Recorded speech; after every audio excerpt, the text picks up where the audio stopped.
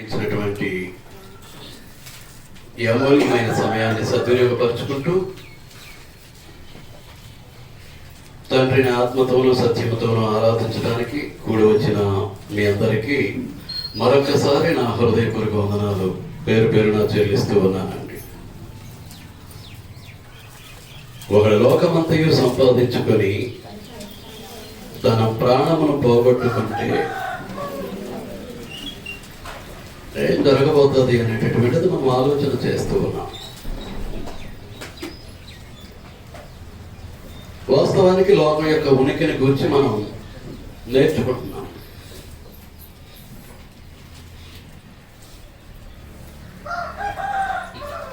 ఈ సర్వలోకాన్ని దేవదేవుడు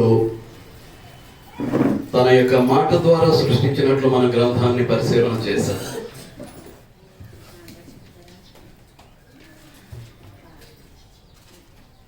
సృష్టినంతటిని సృజించి సృష్టి మీద ఏలికగా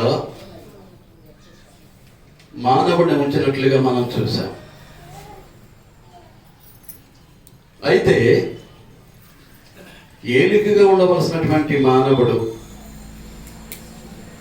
దానిని సాతానుకు అప్పగించినట్లుగాను, ఆ సర్వ సృష్టి కూడా అప్పగించిన వానముల మూలముగా వ్యర్థపరచబడినట్లుగాను మనం చూసాం. ఈ వ్యర్థపరచబడినటువంటి ఈ సృష్టికి అధికారి ఎవరు అని అంటే సాతానే. ఈ సర్వ సృష్టి మీద ఏలికగా ఉండమని సృష్టించబడినటువంటి ఆదాము ఈ సృష్టి మీద తన అధికారాన్ని పూర్తిగా కోల్పోయాడు. ఇప్పుడు సర్వాధికారి ఎవరయ్యారన్నమాట లోకంలో? సాతాను అయ్యాడు. 6 రోజులు సృష్టించినటువంటి సృష్టిని, సృష్టికర్తను ఒక ఎత్తైనటువంటి ప్రాంతానికి తీసుకువెళ్ళి ఈ లోక రాజ్యాల్ని వాటి యొక్క మహిమను ఒక్క నిమిషంలో చూపించి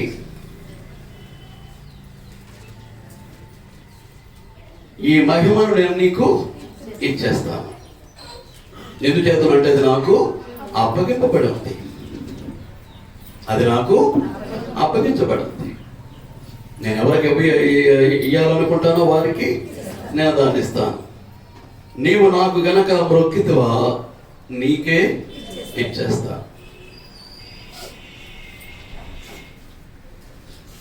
అసలు ప్రభు అయినటువంటి యేసుక్రీస్తు లోకానికి వచ్చింది ఎందుకు అంటే యుద్ధం చేసి,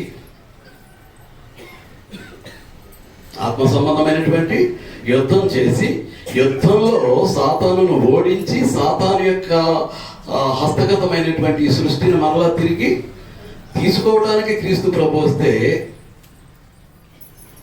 ఆ క్రీస్తు ప్రభుతోటి మాట్లాడుతూ నీవు శిక్షను భరించాల్సినటువంటి పని లేదు, ఒళ్ళంతా చీరగొట్టించుకోవాల్సినటువంటి నాగలి చాలవలేని వీపును దున్నించుకోవాల్సినటువంటి పని లేదు, తలకు ముళ్ళ కిరీటం పెట్టించుకోవాల్సినటువంటి పని లేదు, కాళ్ళల్లో చేతుల్లో బ్రతికుండగానే మేకులు కొట్టించుకోవాల్సినటువంటి పని లేదు, నీ రక్తాన్ని చిందించవలసినటువంటి అవసరత లేదు. అంత పని అక్కర్లా. నీవు గనక నాకు మొక్కావు అని అంటే ఏం చేస్తాను? నువ్వు ఆ శ్రమ ఏది అనుభవించకుండానే నేను నీకు ఇచ్చేస్తాను. ఎందుకు అలా మాట్లాడుతున్నాడు అనేది మనకు తెలుసు. సాతాను యొక్క బలం ఏది అని అంటే మరణం. సాతాను యొక్క బలం ఏదండి?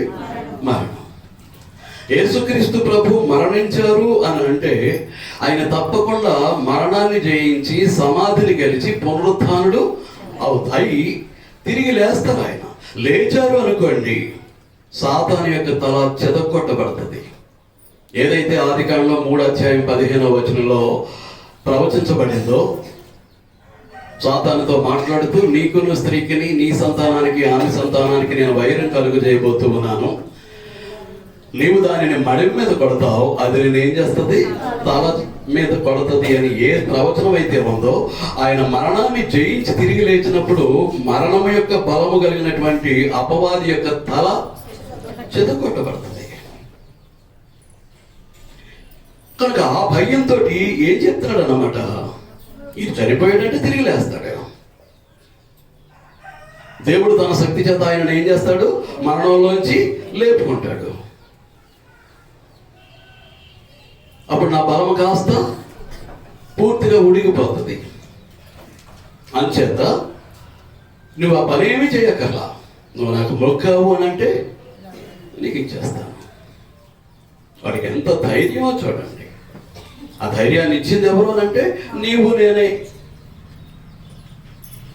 ఆదాం మీదకి నేరాన్ని నెట్టేసి మనం తప్పించుకోవడానికి ప్రయత్నం చేయొద్దండి. ఈ రోజున ఎంతమందిని దేవుడు చెప్పినట్లుగా మన జీవితాన్ని నడిపించుకుంటూ ఉన్నాం, అక్షరం తప్పకుండా.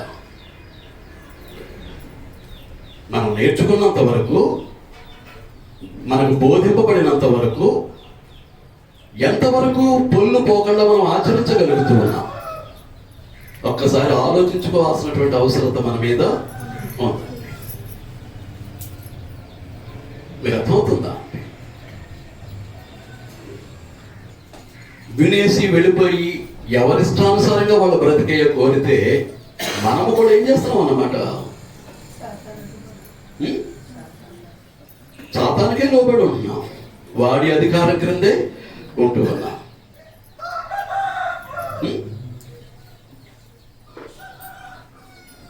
యేసుక్రీస్తు ప్రభు యోహాను సువార్త 8:44 చెప్పినట్లుగా, మీరు మీ తండ్రియకు అపవాది సంబంధులు అని యూదులతో చెప్పినట్లుగా మనం అపవాది సంబంధులుగానే ఉంటూ ఉన్నామా? అపవాదే మనకు తండ్రిగా ఉంటూ ఉన్నాడా? మనల్ని మనం పరిశీలించుకోవాల్సినటువంటి అవసరత మన మీద ఉంది. మీరు అర్థమవుతుందా? వాడు ఏం చేస్తున్నాడు? ఈ లోకాన్ని ఏడుతూ ఉన్నాడు. అంచేత దేవుడు కోరుకున్నది ఏంటి అని అంటే మనకు తెలుసు. అపోస్తలుల కార్యముల గ్రంథం 26వ అధ్యాయంలో మనం చూసాం. మరొకసారి చూస్తూ ముందుకు వెళ్ళిపోతాం. అపోస్తలుల కార్యముల గ్రంథం 26వ అధ్యాయం 16-18 మనం చూసినప్పుడు, వారు చీకటిలో నుండి వెలుగులోనికి, సాతాను అధికారము నుండి దేవుని వైపుకు. వాడి అధికారం ఎలాంటిది? చీకటితో కూడినటువంటిది. సాతాను యొక్క అధికారం ఎలాంటిదండి? చీకటితో కూడినటువంటిది. చీకటి రాజ్యం. చీకటి దేనికి సాదృశ్యంగా ఉంది? పాపానికి సాదృశ్యంగా ఉంది. అంచేత ఏం చెప్తున్నాడు అని అంటే, చీకటిలో నుండి వెలుగులోనికి. వెలుగు అనగా పరిశుద్ధత. చీకటిలో నుండి వెలుగులోనికి అనగా సాతాను అధికారము నుండి ఎవరి వైపుకి తిరగాలి? దేవుని వైపు.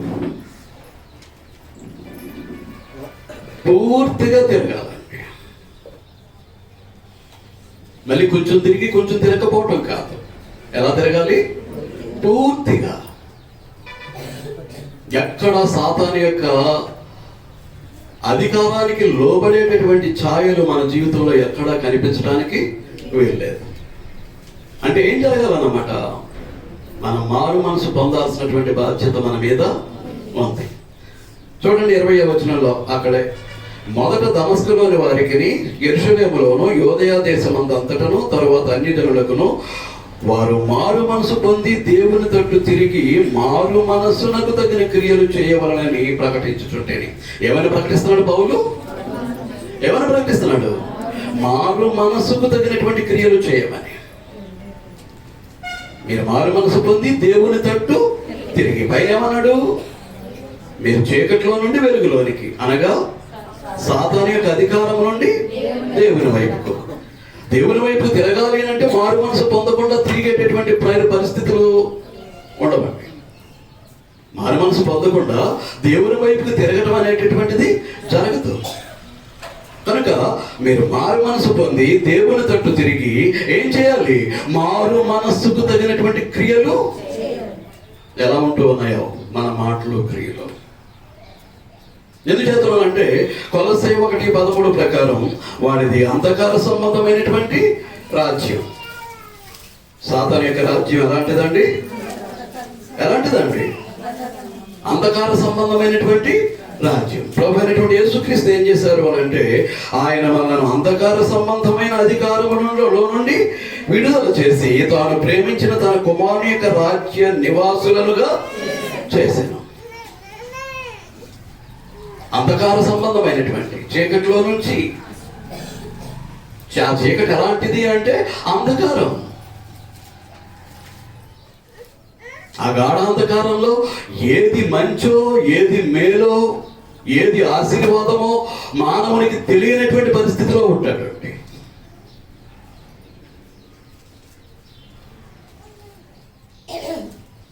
మీకు అర్థమవుతుందా? ఆ అంధకారం యొక్క విధానం అలా ఉంటుంది. కనుక ఆ అంధకార సంబంధమైనటువంటి అధికారముల నుండి, అనగా సాతాను యొక్క అధికారము నుండి విడుదల చేసి తాను ప్రేమించిన తన కుమారుని యొక్క రాజ్య నివాసులుగా చేశాడు.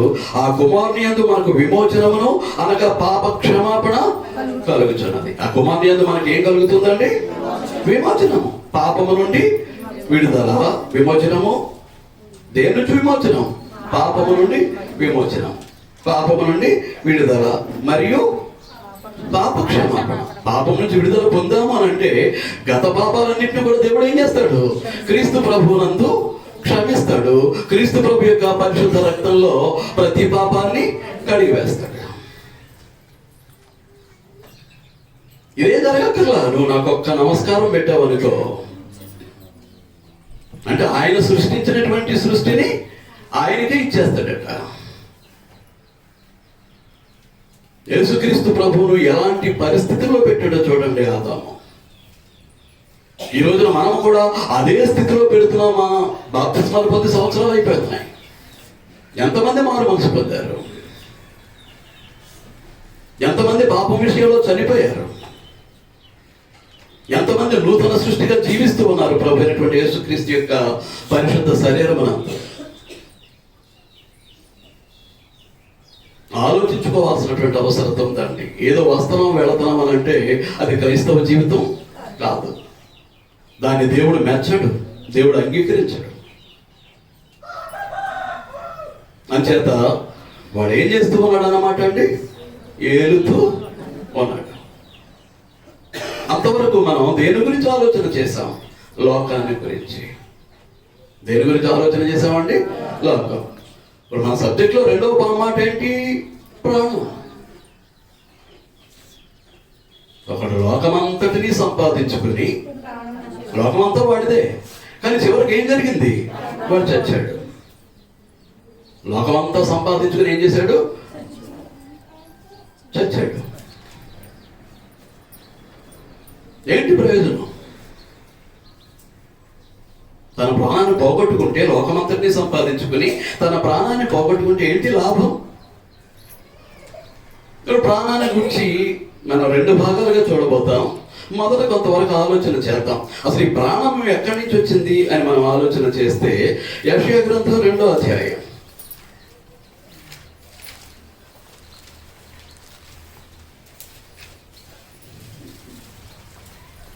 ప్రవక్త అయినటువంటి యెషయా రాసిన గ్రంథం 2వ అధ్యాయం 22వ వచనం.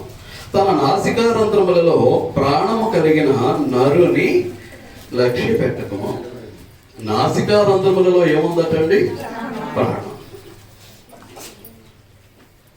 అదే ఆదికాండం 2:7 ఏమంటాడు? వారి నాసికారంధ్రముల గుండా జీవవాయువును వదగా నరుడు జీవాత్మ. ఇక్కడ ఆత్మ నాసికారంధ్రముల గుండానే దేవుడు ప్రవేశపెట్టాడు మనిషిలోనికి. అలాగే ప్రాణాన్ని కూడా ఏం చేశాడు అన్నమాట?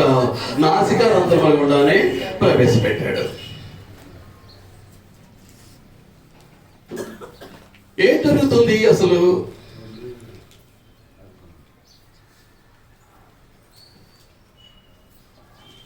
దేవుని గ్రంథం తెలియజేసేది ఏంటి అని అంటే, రక్తమే వాడి ప్రాణము అనేటటువంటిది. చూడండి, లేవియకాండం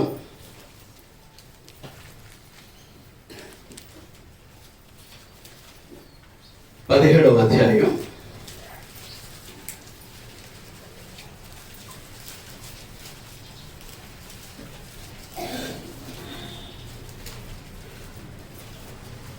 13-14 వచనాలు.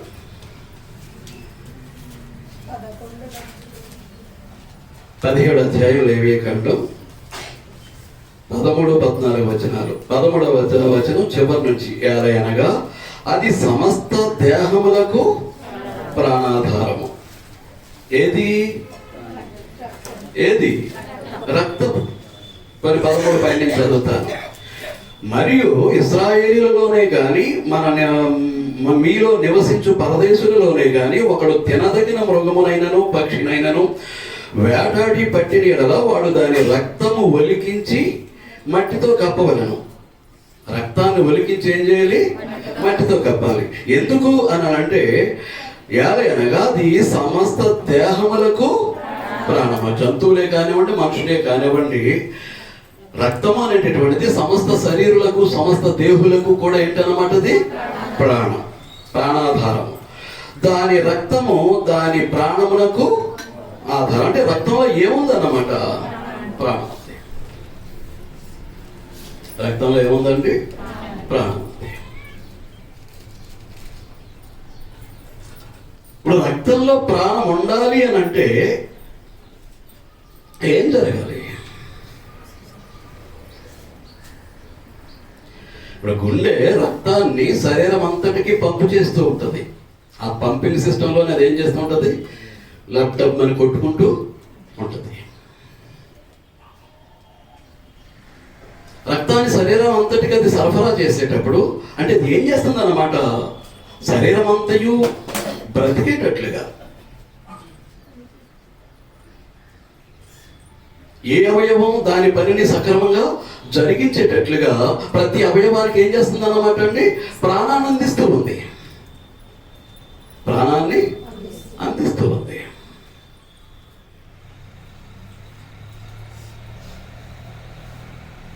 పక్షవాయువు వచ్చింది అనుకోండి, ఏం జరిగింది?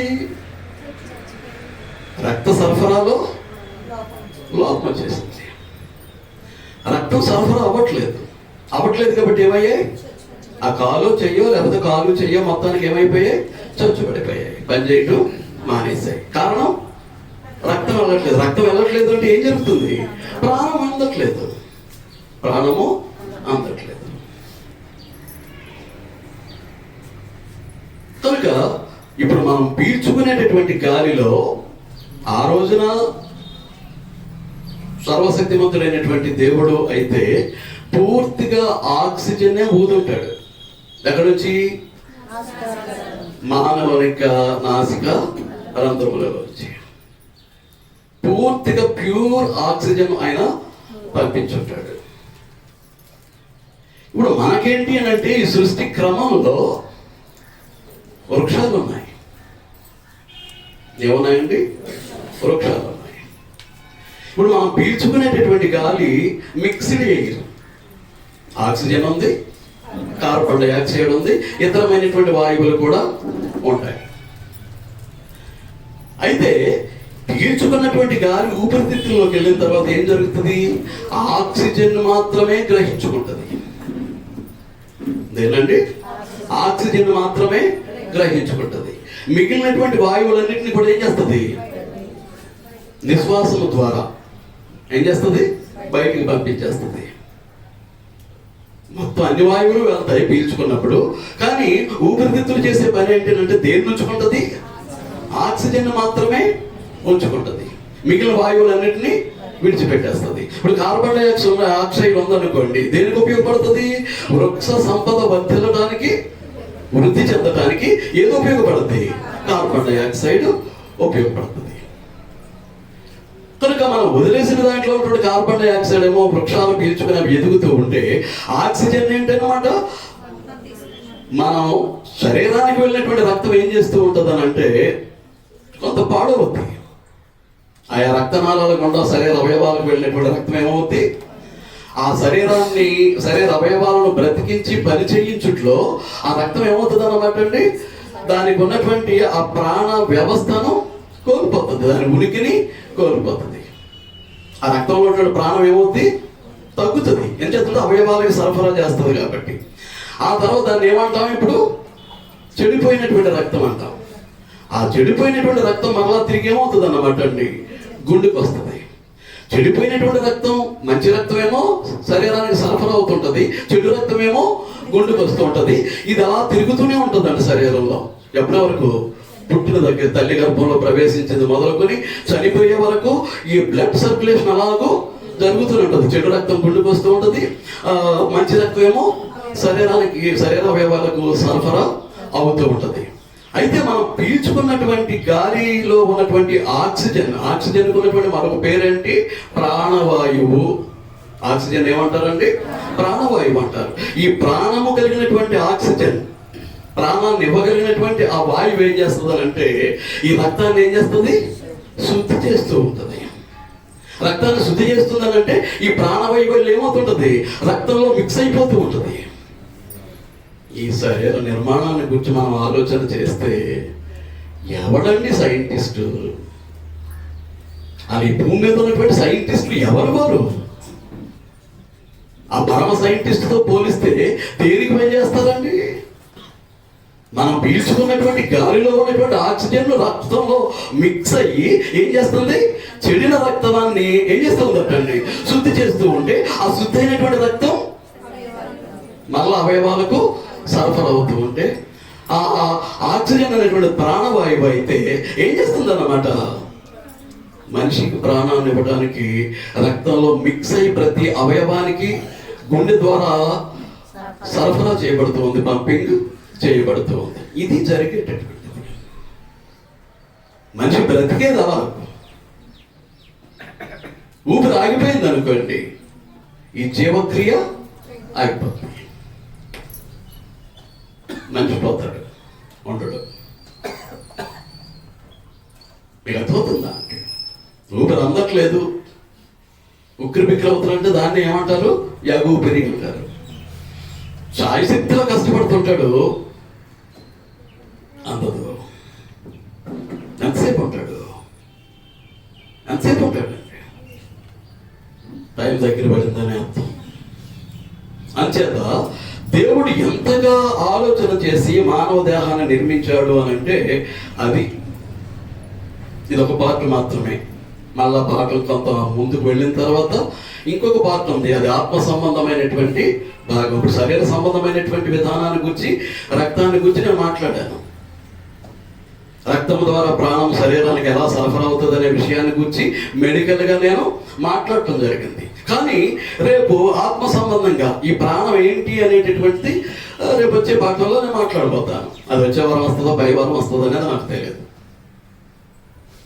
మీకు అర్థమవుతుందా? అంటే మనిషి బ్రతికున్నవాడు ఎంత కృతజ్ఞత కలిగి ఉండాలండి దేవుని పట్ల. ఈ నిర్మాణం, ఈ పని విధానాన్ని చూస్తూ ఉంటే ఎంత కృతజ్ఞత కలిగి ఉండాలండి, ఎంత విధేయుడై ఉండాలండి, ఎంత లోబడి జీవించాలండి దేవునికి. ఆయన చెప్పిన ప్రతి మాటకు ఎంత అనుకూలమైనటువంటి విధానాన్ని మనం కలిగి ఉండాలో ఆలోచన చేయండి. మీకు అర్థమవుతుందా?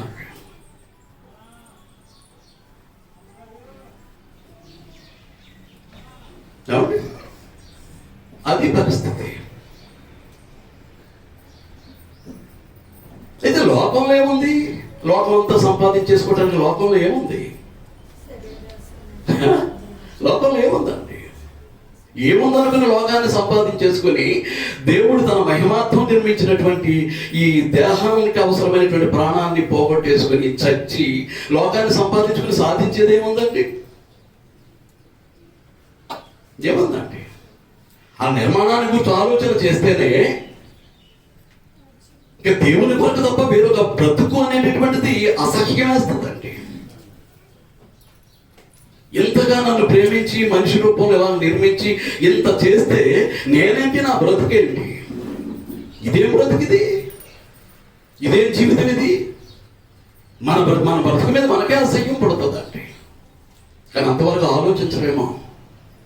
ఈ లోకాన్ని సంపాదించుకునేవారు, లోకం కొరకు బ్రతికేవారు, శరీర సుఖం కొరకు బ్రతికేవారు, డబ్బే పరమార్థంగా జీవించేటటువంటి వారు, ఈ లోక సుఖమే జీవిత ధ్యేయంగా కాలాన్ని గడిపేసేటటువంటి వారు ఇక దీని గురించి ఏమీ ఆలోచన చేయలేము. చాలా దౌర్భాగ్య పరిస్థితి. చాలా శాపగ్రస్తమైనటువంటి బ్రతుకులండి. దేవుని నిర్లక్ష్యం చేయటం, దేవుని సన్నిధిని నిర్లక్ష్యం చేయటం, మానేయాలంటే మానేయటం, ఎప్పుడు వెళ్ళినా పర్వాలేదని ఎప్పుడు వెళ్ళినా రావచ్చు అనుకోవటం, ఇదంతా శాపగ్రస్తమండి. శ్రద్ధ లేదు. ఈ మానేసే వాళ్ళకి, ఆలస్యంగా వచ్చే వాళ్ళకి దేవుని పట్ల కానీ దేవుని కార్యక్రమాల పట్ల కానీ శ్రద్ధ లేదు. కానీ అశ్రద్ధగా చేసేవాడు ఎవరట? శాపగ్రస్తుడు. చూడండి, ఇర్మియా గ్రంథం. వెళ్ళాలనుకున్నారు, వెళుతూ కూడా ఆలస్యం దేనికండి? ఇక మానేసేవాడు నిత్య శాపగ్రస్తుడు. అది ఆరాధన కానివ్వండి, బైబిల్ తరగతి కానివ్వండి, ఇంకో కార్యక్రమం కానివ్వండి, ఏ కార్యక్రమాన్ని దేవుని మహిమార్థమై సంఘం నిర్వహిస్తూ ఉంటే ఇంట్లో నిద్రపోయేవాడు ఉన్నాడు చూశారు, లేకపోతే స్వకార్యాలు చక్కబెట్టుకునేవాడు ఉన్నాడు చూశారు. ఎవరన్నమాట? శాపగ్రస్తులు.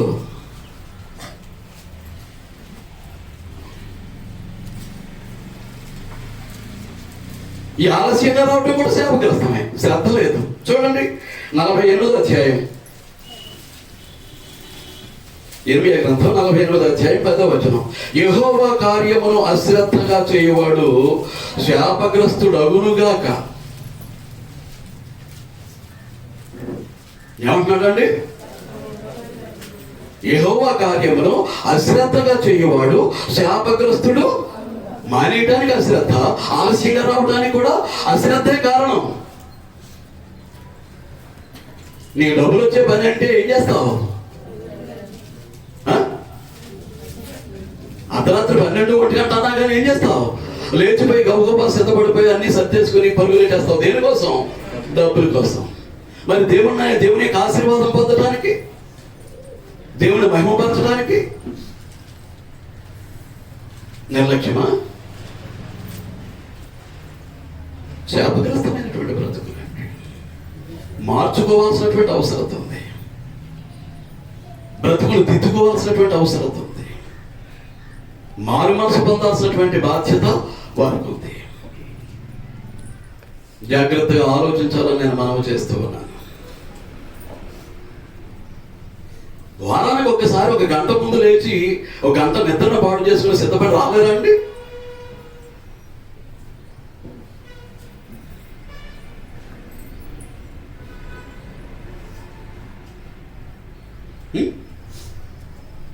ఆలోచన చేయండి. డబ్బులు ఇవ్వటం కాదు, జీవితాన్ని సమర్పించుకోవాలి. మన బ్రతుకును ఆయన చేతిలో పెట్టేయాలి. ఆయన ఎలా నడిపించుకుంటాడో అలాగో నడవాలి. ఆ నడిపించేది ఏదన్నమాట? దేవుని వాక్యం, పరిశుద్ధ గ్రంథం. మన ఇష్టం కాదండి. రావాలన్నా మన ఇష్టం, వెళ్ళిపోవాలన్నా మన ఇష్టం, వెళ్ళాలా మానేయాలనేది కూడా మన ఇష్టం. కుదరదండి. మనకు దేవుడు తండ్రి కాడు, ఆయనకు మనం కుమారులు కుమార్తెలు కాదు. ఎందుచేతంటే ఆయన మాట వింటలేదు కాబట్టి, ఆయన మాటకు లోబట్టలేదు కాబట్టి, ఆయన మీద తిరగబడుతున్నాం కాబట్టి, ఆయన ఎదిరిస్తూ ఉన్నాం కాబట్టి. లోకాన్ని సంపాదించుకుంటే ఏముందండి?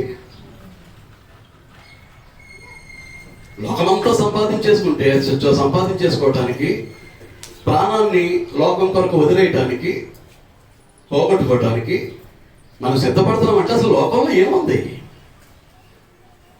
చూడండి,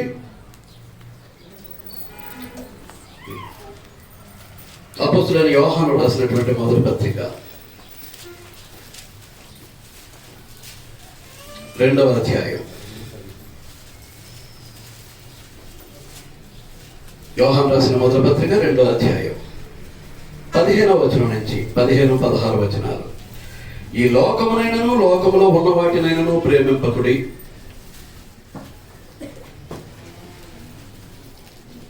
లోకమునైనను లోకంలో ఉన్న వాటినైనను ప్రేమింపకుడి.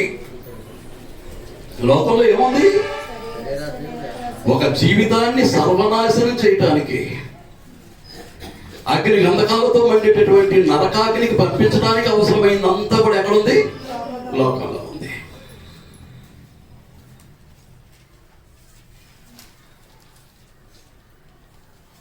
జీవితాన్ని సర్వనాశనం చేసి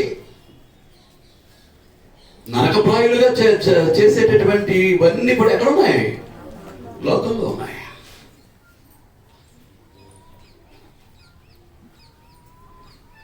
మీకు అర్థమవుతుందా అంటే? ఎందుకంటే లోకాధికారి ఎవరు?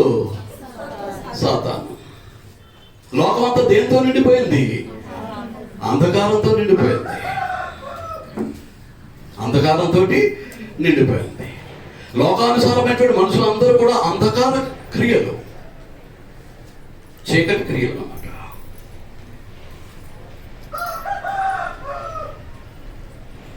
సినిమా దగ్గర నుంచి ఒక మనిషిని హత్య చేసేంత వరకు ఇదంతా కూడా ఏంటన్నమాట? చీకటి క్రియ, అంధకార క్రియలు. లోకం అంతా దాంతోటే నిండిపోయింది. ఆ లోకాన్ని ఎవరెళ్తూ ఉన్నారు? సాతాను ఏలుతూ ఉన్నాడు. ఈ లోక సంబంధమైనటువంటి జీవితానికి ప్రాధాన్యత ఇచ్చేవారు సాతానికి లోబడినటువంటి వారు, సాతాను సంబంధులు, సాతాను యొక్క పిల్లలు, సాతానుకు కొడుకులు, కూతుళ్ళు, దేవుని పిల్లలు కాదు వారు. ఎక్కడ లోకానుసారమైనటువంటి తలంపు హృదయంలో పుట్టినా, ఎక్కడ లోకానుసారమైనటువంటి ఆలోచన మనసులో పుట్టినా వాళ్ళందరూ కూడా ఎవరన్నమాట? లోక సంబంధులు, సాతాను అధికారం క్రింద ఉన్నటువంటి వారు. మీకు అర్థమవుతుందా అండి? చూడండి, లోకమునైనను లోకములో ఉన్న వాటినైనను మీరు ప్రేమించకండి.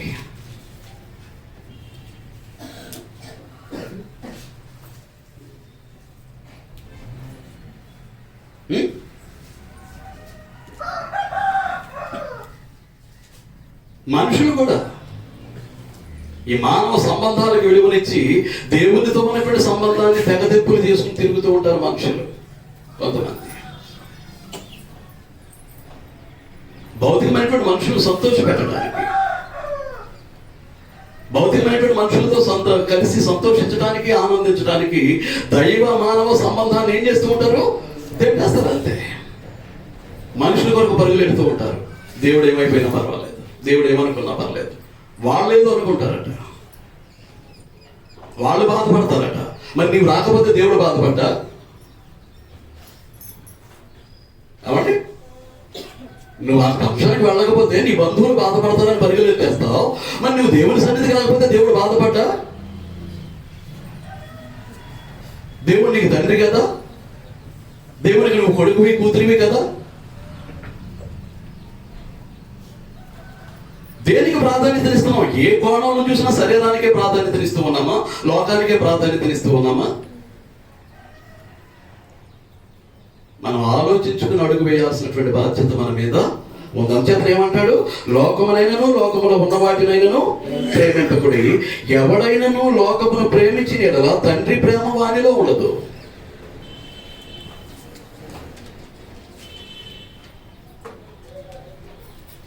దేవుని ప్రేమకు ఇవ్వబడినటువంటి ప్రత్యేక గుర్తింపు అగాపే. అగాపే అంటే దేవుని ప్రేమ. లోకానుసారమైనటువంటి ప్రేమలు ఉన్నాయి.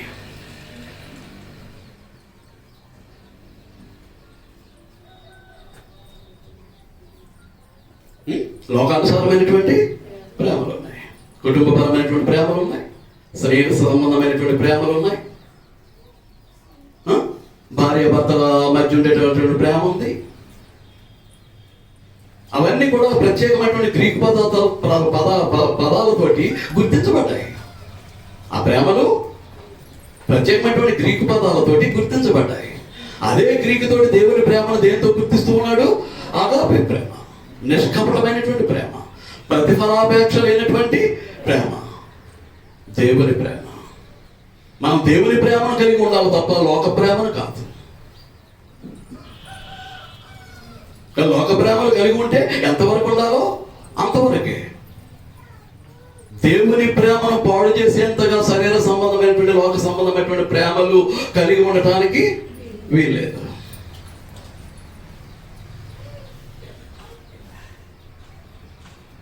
మీకు అర్థమవుతుందా?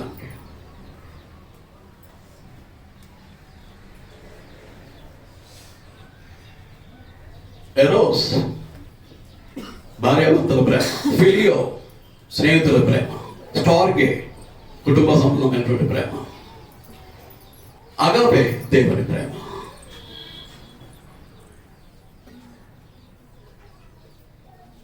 అంటే మన హృదయాలు దేంతో నింపబడి ఉండాలి? దేవుని ప్రేమతో నింపబడి ఉండాలి. ఆ ప్రేమ కలిగి ఉంటేనే దేవుని కొరకు మనం బ్రతకగలుగుతాం. దేవునికి మన సర్వస్వాన్ని కూడా సజీవ యాగంగా సమర్పించుకోగలుగుతాం. ఇక అలాంటి జీవితాల్లో దేవుని కొరకు బ్రతకటం మాత్రమే జరుగుతుంది తప్ప మరి దేవునికి ప్రాధాన్యత ఉండదు. మీకు అర్థమవుతుంది? అంచేత ఏం చెప్తున్నాడు అంటే, ఎవడైనాను లోకాన్ని ప్రేమించిన యెడల పరమ తండ్రి ప్రేమ వానిలో ఉండదు. లోకంలో ఉన్నదంతయు అనగా శరీరాశయు, నేత్రాశయు, జీవపడంబమును తండ్రి వల్ల పుట్టినవి కావు, అవి ఈ లోక సంబంధమైనవే. మీ గతంలో కూడా చెప్పాను. ఆశ అనేటటువంటిది ఇక్కడ సరైనటువంటి తర్జుమా కాదు అనేటటువంటిది. ఇంగ్లీష్లో ఏమంటాడంటే the lust of the body, the lust of the I, the pride of the life. Lust అనే మాటకు అర్థం ఏంటి? దురాశ, శరీర దురాశ, నేత్ర దురాశ అని ట్రాన్స్లేట్ అవ్వాలి, అక్కడ తర్జుమా అవ్వాలి. కానీ భాషాపరంగా చూసి ఏం చేశాడు? నేత్ర దురాశ కొంచెం ఇబ్బందిగా లేదా? శరీర దురాశ ఇబ్బందిగా లేదా అండి? కనుక భాషా సౌలభ్యం కొరకు ఏం చేశాడు అంటే శరీరాశ, నేత్రాశ అనేసాడు అంతే. ఈ మూడు కూడా ఈ లోకాధికారి అయినటువంటి సాతాను యొక్క ఆయుధాలు. చూసాము అనుకోండి, కంటికి నచ్చింది అనుకోండి, భలే ఉందట. ఎలా ఉందట? భలేగా ఉందట. అంటే ఏ ఆశ పుట్టింది ఇప్పుడు? నేత్రాశ. అది నాకుంటే, అది నాదైతే ఎక్కడ ప్రాకింది? శరీరాశకు వచ్చింది. ఎక్కడికి వచ్చిందండి? శరీరాశకు వచ్చింది. అది ఏదైనా సరే, అది ఏదైనా సరే ఈ విధానంలోనే మంచి పాపంలో కూరుకుపోతున్నాడు. పాప సంబంధమైనటువంటి జీవితాన్ని జీవిస్తూ ఉన్నాడండి. మీకు అర్థమవుతుందా? అంతవరకు చూడలేదు ఆ చెట్టుని. ఆ వృక్ష ఫలములు తినకూడదు అని దేవుడు ఆజ్ఞాపించిన తర్వాత ఆ పురుషుడు కానీ ఆ స్త్రీ కానీ ఆ వృక్షం వైపుకు చూడలేదండి. ఏ వృక్షం వైపు అయితే చూడకుండా వాళ్ళు మిగిలిన పండ్లను కోసుకు తిని ఆ ప్రవహించేటటువంటి నదులలో నీళ్లు త్రాగుతూ ఉన్నారో, ఏ వృక్షం వైపు అయితే చూడకుండా ఉన్నారో ఆ వృక్షం మీద నుంచే పలకరించాడు వాడు. ఎవరిని? చూడండి 3వ అధ్యాయం, ఆదికాండం 3వ అధ్యాయం 6వ వచనం. స్త్రీ ఆ వృక్షము ఆహారమునకు మంచిది, ఏ ఆశది? శరీరాశ. కన్నులకు అందమైనది, ఏ ఆశది? నేత్రాశ. రమ్యమిచ్చు, వివేకమిచ్చు రమ్యమైనది, జీవపడం. మీరు దేవతల వలె ఉంటానన్నాడు. పొంగిపోయింది. దేవతలు అని అంటే దేవుని కంటే గొప్పవారు అనుకున్నదేమో. ఇవి సాతాను యొక్క ఆయుధాలు. ఎంతమంది వాడు ఆ ఆయుధం పెట్టి కొడుతుంటే పల్టీలు కొట్టేస్తూ ఉన్నారో, జీవితాలు తల్లకిందులు చేసేసుకుంటూ ఉన్నారో, బ్రతుకులు పతన దశకు వెళ్ళిపోతూ ఉన్నాయో ఒక్కసారి మిమ్మల్ని మీరు పరిశీలించుకోండి. నేత్రాశ, శరీరాశ, జీవపడ.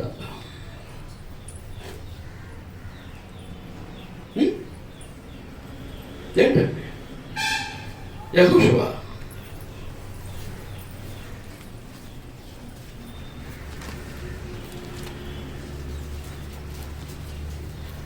ఆకాను అనేటటువంటి వాడు 50 తులముల బంగారపు కమ్మిని ఒక సేనారు వస్త్రమును తీసేసుకొని ఎరుకో పట్టణం నుంచి ఏం చేశాడండి? తన గుడారంలో పాతిపెట్టాడు. తన గుడారంలో ఏం చేశాడండి? పాతి పెట్టేశాడు. దాని ఫలితం ఏంటి? ఎరుకో అనేటటువంటిది మహాపట్టణం, పెద్దది, చాలా సునాయాసంగా జయించేశారు, చాలా సునాయాసంగా జయించేశారు. కానీ దేవుడు చెప్పింది ఏంటంటే ఎరుకోలో ఉన్నటువంటి ప్రతిదీ కూడా శపించబడినది కనుక అందులో మీరేది తీసుకోవడానికి వీల్లేదు. అక్కడ ఏదైనా మీకు దొరికిందంటే అదంతా ఎక్కడికి చేరాలి? దేవాలయపు ధనాగారంలోనికి చేరాలి తప్ప మీ సొంతానికి మీరు తీసుకోవద్దు. తీసుకుంటే మీరేమవుతారు? అది శపితమైంది కనుక మీరు కూడా శాపగ్రస్తులు అవుతారు అని దేవుడు చెప్తే వీడేం చేశాడు? ఏం చేశాడండి? ఒక 50 తులముల ఎత్తుగలిగినటువంటి బంగారు కమ్మని, ఒక సేనారు వస్త్రాన్ని చూశాడు. దాని యొక్క ఫలితం ఏంటి? పెద్ద పట్టణమైనటువంటి ఎరుకోను ఒక్క సైనికుని కూడా కోల్పోకుండా జయించినటువంటి ఇశ్రాయేలీలు అక్కడికి వెళ్ళిన తర్వాత 35 మందిని పోగొట్టుకున్నారు. హాయి చిన్న పట్టణం పక్కనే ఉంది. ఆ హాయి పట్టణం మీదకి వెళ్ళి 35 మంది సైనికుల్ని పోగొట్టుకున్నారండి. కారణం ఈ పాపం. దీనికి కూడా కారణం ఏంటంటే చూడండి, యెహోషువ 7వ అధ్యాయం 21వ వచనం. దోపుడు సొమ్ములు ఒక మంచి సేనారు పై వస్త్రమును, 200 తులముల వెండిని, 50 తులముల ఎత్తుగల బంగారు కమ్మని నేను చూచి నేత్రాశ. ఏం చేశాడు? నేను చూచి వాటిని ఆశించి శరీరాశ తీసుకున్నాను. దాని ఫలితం చిన్న పట్టణమైనటువంటి హాయి మీద ఓడిపోవటం, 35 మంది సైనికుల్ని కోల్పోవటం, తరిమి చంపేశారండి. తరిమి తెగ నరికి చంపారండి. పాపం యొక్క ఫలితం అది. కనుక ఈ శరీరాశ, నేత్రాశ, జీవపు డంబము కొరకు ప్రాకులాడే ప్రతివాడు కూడా ఏం చేస్తాడు అన్నమాట? తన నాశనాన్ని తానే వెతుక్కుంటూ ఉన్నాడండి. వెతుక్కుంటూ ఉన్నాడు. లోకంలో ఉన్నదంతయు అనగా శరీరాశ, నేత్రాశ, జీవపు డంబం, డబ్బు, బంగారం, వెండి, కొంపలు, ఇళ్ళు, భూములు, ప్రాకుల్లాట, వెతుకుల్లాట. పరలోకంలో స్థలం కొరకు ప్రాకుల్లాట లేదు. పరలోకంలో జీవగ్రంథంలో నా పేరు రాయబడాలి, దేవుని నివాసంలో నాకు ఒక స్థలం సిద్ధపరచబడాలి, నేను ఈ శరీరాన్ని విడిచిపెట్టిన తర్వాత అక్కడికి వెళ్ళి దేవునితో పాటు దేవుడు నాకు క్రీస్తు ప్రభు నాకు సిద్ధపరిచినటువంటి ఆ నివాస స్థలంలో దేవునితో కలిసి జీవించాలి, బ్రతకాలి అనేటువంటి ఆలోచన లేదు. ఎక్కడ సమకూర్చుకొని, ఎక్కడ కూడబెట్టేసుకొని ఏం చేస్తాడు? ఏం చేస్తాడండి? నేను మరొకసారి చదువుతున్నాను 15-16 వచనాలు. ఈ వేటకు ముగించబోతున్నాను. ఈ లోకమునైనను లోకంలో ఉన్న వాటినైనా ప్రేమించకండి. ఎంతమంది ప్రేమిస్తున్నారో మీ హృదయాల్లో మీరు పరిశీలించుకోండి. మీ హృదయం వైపు తొంగి చూసుకోండి. లోకాన్ని, లోకంలో ఉన్న వాటిని ఎంతవరకు ప్రేమిస్తున్నారో దేవుని కంటే ఎక్కువగా మీ హృదయాలను మీరు పరిశీలించుకోండి, పరీక్షించుకోండి. ఏం చేస్తామంటే ఎవడైనా లోకమును ప్రేమించిన ఎడల తండ్రి ప్రేమ అనగా దేవుని ప్రేమ వానిలో ఉన్న స్వచ్ఛమైనటువంటి ప్రేమ దేవుని ప్రేమ. లోక సంబంధమైనటువంటి ప్రేమలన్నీ కలుషితమైనటువంటివే, కపటంతో కూడినటువంటివే.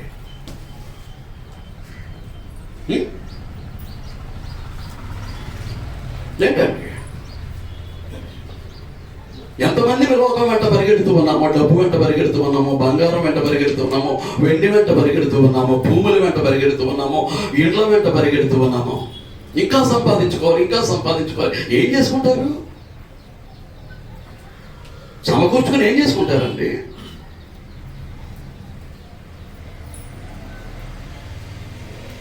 అక్కడ లోకమంతయు సంపాదించుకుని చివరకు తన ప్రాణమును పోగొట్టుకుంటే ఏ విధమైనటువంటి ప్రయోజనం లేదు. కొంతకాలం సుఖపడతామేమో డబ్బుతోటి, బంగారంతో, వెండితోటి.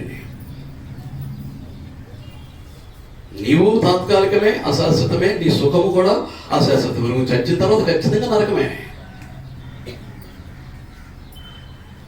ఆలోచిస్తూ జీవితాన్ని గడపాలని మనం చేస్తూ ఉన్నాను. ఎవడైనా లోకమును ప్రేమించిన తండ్రి ప్రేమ వానిలో ఉండదు. సూర్యుడు వ్యర్థుడు పనికిరానటువంటి వాడు వ్యర్థపరిచేశాడు కదా లోకాన్ని. ఆ వ్యర్థంలో ఇదొక వ్యర్థం. లోపరిచిన వాని మూలంగా ఈ సృష్టి యావత్తు కూడా ఏమైంది? వ్యర్థపరచబడింది. ఆ వ్యర్థంలో వీడొక వ్యర్థుడు, ఈమె ఒక వ్యర్థురాలు. దేనికి పనికిరారు దేవునికి. నిత్యత్వంటే లోకంలో ఉన్నదంతయు శరీరాశ నేత్రాశ జీవపడం అవి తండ్రి వాళ్ళు పుట్టినవి కావు. ఎవరి వాళ్ళు పుట్టాయి? చెప్తున్నా కదా, సాతాను యొక్క ఆయుధాలు. వాటితోనే కొడుతూ ఉంటాడు, వాటితోనే పడగొట్టడానికి ప్రయత్నం చేస్తూ ఉంటాడు. లోకం యొక్క స్థితి అది. లోకం యొక్క స్థితి అది. ఇవి తండ్రి వల్ల పుట్టినవి కావు, ఈ లోక సంబంధమైనవే. ఈ లోకాధికారి అయినటువంటి సాతాను సంబంధమైనటువంటి ఇవేం చేస్తూ ఉంటాయి? మానవ జీవితాన్ని పతనం చేస్తూ ఉంటాయి, పాడు చేసేస్తూ ఉంటాయి, నాశనం చేస్తూ ఉంటాయి. మీరు ఆలోచించండి. మీరైనా నేనైనా మనం అందరం కూడా జాగ్రత్త పడదాం. దేవుని కొరకు మాత్రమే బ్రతుకుదాం. ఇక్కడ మనం ఎంత సమకూర్చుకున్నా సంపాదించుకున్నా ఏది మనం వెంట వచ్చేది లేదు. ఇదైనా ఉంటుందా అంటే పాఠంలో చూస్తాం, ముందుకు వెళ్ళే కొద్ది ఏది ఉండదు. ఏం చేద్దంటే దృశ్యమైనవి అనిత్యమైనవి గాక కంటికి కనిపించేది ఏది ఉండదండి.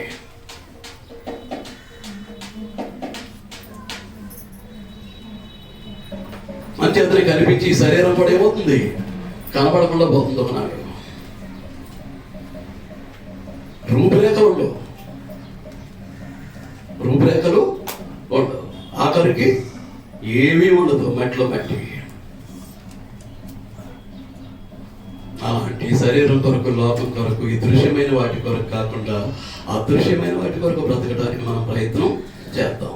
అదృశ్యమైన వాటిని నిదానించి చూడటానికి ప్రయత్నం చేద్దాం. శ్రద్ధగా మీ అందరికీ వందనాలు తెలియజేస్తూ ముగిస్తూ ఉన్నాను. అందరికీ వందనాలు.